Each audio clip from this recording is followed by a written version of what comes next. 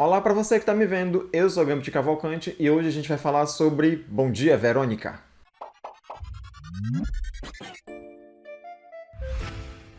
Sempre bom falar, antes de começar a conversa, que os reviews que eu faço têm spoilers, então se você ainda não viu a série, pode ser que a sua experiência seja modificada por causa das coisas que eu vou dizer aqui.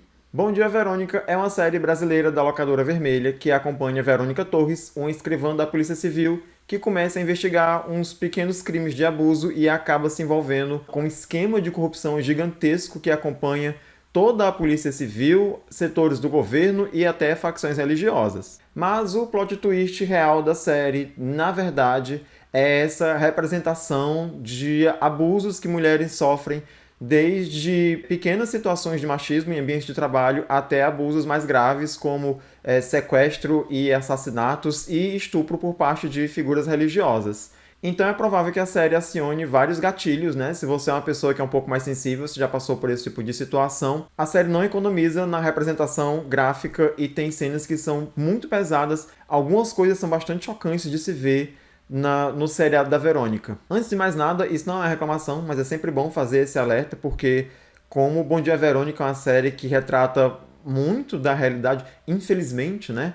Ela retrata muito da realidade da mulher. Então, se você for uma pessoa desavisada e for assistir essa série, pode ser que você seja pego de surpresa. Mas isso não diminui em nada. Aliás, acho que é muito pelo contrário. Acho que isso aumenta muito a qualidade da série, porque ela traz essa realidade muito crua que muitas vezes a gente prefere não ver ou não saber que existe para poder se manter alheio aos fatos, porque esse é um enfrentamento que muitas pessoas evitam passar, né? A gente evita saber dessas coisas porque é muito difícil a gente ter que lidar com esse tipo de situação.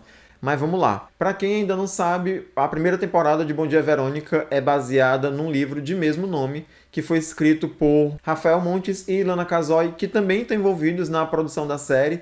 Se eu tiver pesquisado direitinho, Rafael Montes foi quem conversou com a Netflix, né, que tinha interesse de fazer uma produção ali baseada na história do livro. Eles estão envolvidos tanto na primeira como na segunda temporada. Mas é bom frisar também que Ilana Casoy, que é uma das autoras do livro, ela além de escritora, ela é criminalista. E talvez isso tenha ajudado bastante ali na dramatização, né? Porque Bom Dia Verônica, ela como retrata o cotidiano de uma mulher que trabalha para a polícia, então ele tem essa vibe bastante policialesca. Ela é de fato uma série policial, né? Acompanha a Verônica, ela começa a série como uma escrivã, mas ela acaba atacando ali de investigadora e ela vai muito fundo nas coisas, no propósito que ela persegue, muito porque ela tem o pai como um exemplo de policial e além de tudo, né, além de ser uma mulher e de ela mesma sofrer com o machismo da própria corporação, ela também tem que proteger a família. A primeira temporada vai fazer você sentir muita raiva do Eduardo Moscovis. Ele é o grande vilão desses primeiros episódios. A primeira temporada são 10 episódios, estreou em 2020.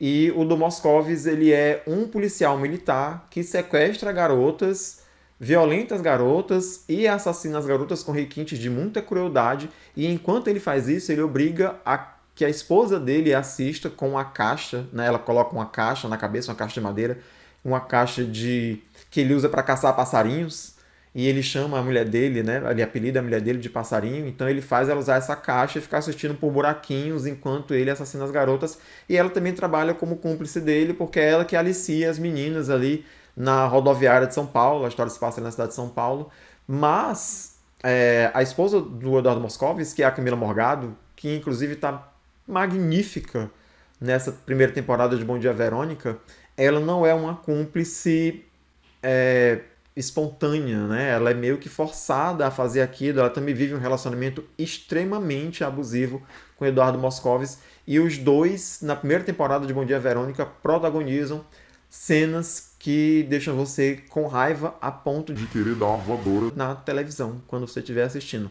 Sério, são cenas muito fortes e eu fiquei com muita raiva enquanto assistia. Talvez uma das coisas que são bem interessantes no seriado de Bom Dia Verônica é que a construção dos episódios é muito bacana. É quase impossível você não conseguir maratonar Bom Dia Verônica, a não ser que seja imprescindível, que você precise dormir ou comer. É uma dessas séries que quando você começa a ver, você só quer parar de assistir quando termina.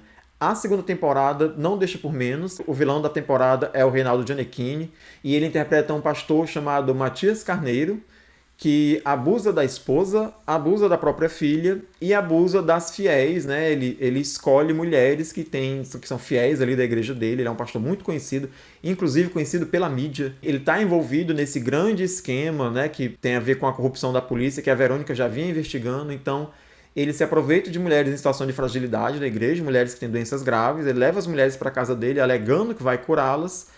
E esse processo de cura consiste simplesmente em violentar as mulheres em casa.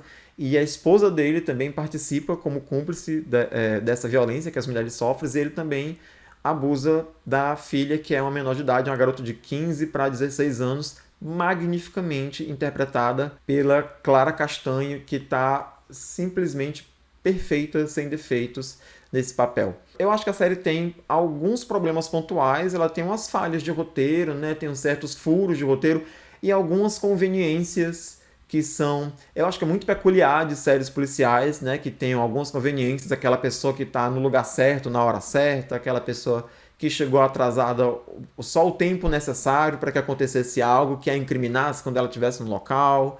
O Deus Ex Machina, né, que providencia uma solução meio fácil para o seriado, mas eu também não acho que isso tira os méritos da série.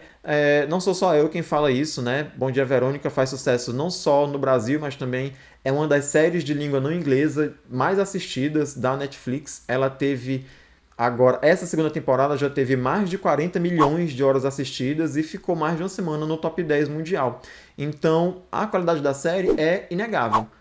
Certamente, como qualquer outro produto, ela tem alguns problemas, mas eu acho que isso não prejudica a sua experiência, até porque assistir Bom Dia Verônica é muito mais uma experiência social do que uma experiência cinematográfica. A série tem bons plot twists, a série tem boas reviravoltas, você se surpreende positivamente com as coisas que vão acontecendo, e se surpreender positivamente não quer dizer que você vai ficar feliz com o que você está vendo, mas você se surpreende positivamente porque o roteiro leva os personagens para caminhos que são muito interessantes de se assistir. Eu fiquei muito feliz quando vi a primeira temporada de Bom Dia Verônica. Eu assisti algumas vezes porque eu não só vi em casa aqui com meu esposo, como eu fiquei indicando para as outras pessoas verem. Vale dizer aqui também que a segunda temporada tem fortes referências ao caso do João de Deus, que se aproveitava da fragilidade de mulheres que eram doentes para abusar sexualmente delas também. João de Deus, se eu não me engano, foi condenado a 19 anos de prisão. E não apenas isso, também é bom dizer que Bom Dia Verônica tem um peso muito grande com relação à representatividade. O seriado coloca mulheres em posição de poder. Na segunda temporada a gente conhece uma delegada que é negra, uma posição de poder dentro da polícia. Ela comanda ali a delegacia de crime contra as mulheres e ajuda a Verônica nas investigações dela. A série também tem uma boa representatividade LGBTQIAP+. Um dos parceiros da Verônica, que é o rapaz que é o médico legista, é um personagem LGBT, mas que não tinha plot, né, para sua história na primeira temporada. Ele simplesmente disse, num determinado episódio, que tinha um marido. E nessa segunda temporada, o marido dele aparece, é um jornalista que também ajuda a Verônica na investigação dela. Não obstante esses dois personagens, a gente também tem um dos filhos da Verônica e a filha do Reinaldo Gianecchini, a Clara Castanho, né? É uma adolescente que também está descobrindo a sexualidade e acaba tendo um romance lésbico ali com a melhor amiga. Pensando por esse lado, né, assistindo como pessoa LGBT, teve alguma representatividade ali que eu achei meio forçada, ali, uma coisa que é meio que é só para ter. Muito embora eu fique feliz que pelo menos as pessoas LGBT tenham sido lembradas ali no seriado e que, mais uma vez, a história dessas pessoas não sejam baseadas na sua sexualidade, né? De toda maneira, vale muito a pena assistir o seriado. Não é muito longo, os episódios têm em torno de 48 para 50 minutos. A direção de José Henrique Fonseca, que você talvez conheça porque ele dirigiu os filmes Heleno e O Homem do Ano. Do meu ponto de vista, a direção não deixa a desejar. A fotografia de Verônica, inclusive, é fantástica, e principalmente porque tem momentos em que você vê as coisas pelo ponto de vista do personagem, como é o caso da primeira temporada, quando a gente vê os assassinatos de dentro da caixa de passarinho, onde a Janete, que é o personagem da Camila Morgado, né, que é como ela assiste forçadamente, né, presa a uma cadeira, aos assassinatos. A gente também vê cenas por esse buraquinho da caixa de passarinhos. Como em outros momentos, a gente não vê o que o personagem está vendo, o que aumenta muito o suspense da série e deixa você tenso enquanto assiste. E acho que talvez, para além da raiva, né? Tensão é um dos sentimentos que você mais vai sentir quando estiver assistindo Bom Dia Verônica.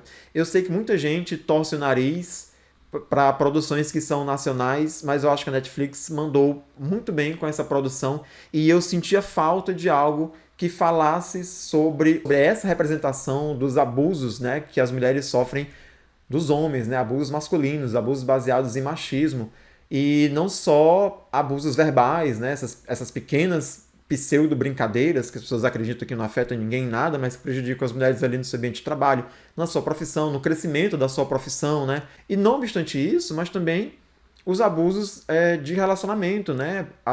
Abuso parental, abuso do próprio marido, a violência doméstica que as mulheres sofrem aqui. Esse é um fato que vale muito a pena a gente falar aqui. Tem uma personagem na segunda temporada que aparece em poucos episódios porque ela sofreu abuso do pastor, que é o personagem do Reinaldo Gianecchini, e ela denunciou o pastor e foi a público. E no momento do julgamento, ela foi questionada pelo advogado de defesa do pastor se ela era virgem. Como se isso fosse algo relevante, né? E aí ele joga na cara dela que uma mulher que tira as fotos que ela postava no Instagram dela não podia ser uma mulher virgem, uma mulher de respeito, tentando desmerecer o depoimento da personagem porque ela era modelo e tirava fotos de biquíni. E aí eu queria trazer para cá o quanto isso retrata a realidade que a gente vive, tendo em vista que, veja só você, ainda essa semana, algumas mulheres do condomínio onde eu moro relataram que sofreram certos assédios dentro do condomínio e não demorou 2 minutos até que aparecesse alguma pessoa para dizer que tipo de cabimento essas mulheres estavam dando para esses homens para elas terem sofrido assédio, que tipo de roupa elas estavam usando, como é que elas estavam caminhando por aí, ou que elas não deviam dividir isso, por exemplo, com seus companheiros, com seus maridos em casa, para proteger os maridos de que eles sofressem alguma violência. Não deu mais outros 2 segundos até aparecer homens se vitimizando pelos abusos. Homens dizendo que, nossa, Nós também sofremos abuso, né? Homens também sofrem assédio, não é só mulheres e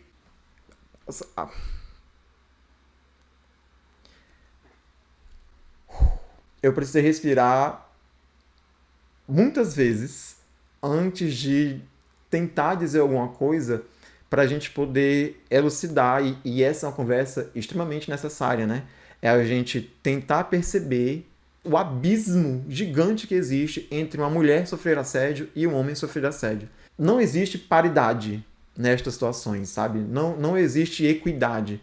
São situações absurdamente diferentes e que não correspondem, não têm o mesmo peso. Então, eu acho que é uma segunda violência e é um motivo pelo qual muitas mulheres evitam denunciar quando sofrem esse tipo de assédio, esse tipo de violência, o que também é muito bem retratado na série Bom Dia Verônica, né, que é o medo que as mulheres têm de denunciar essas violências, porque o momento da denúncia, né, a mulher passa a ser assediada ou violentada muitas outras vezes, porque ela é questionada o tempo todo com argumentos morais, o porquê ela sofreu aquele assédio, como se a culpa fosse dela e não do assediador. Eu fico muito feliz de ver isso retratado na ficção, muito embora eu fique absurdamente zangado de ver isso acontecendo na vida real, tão próximo de mim, né?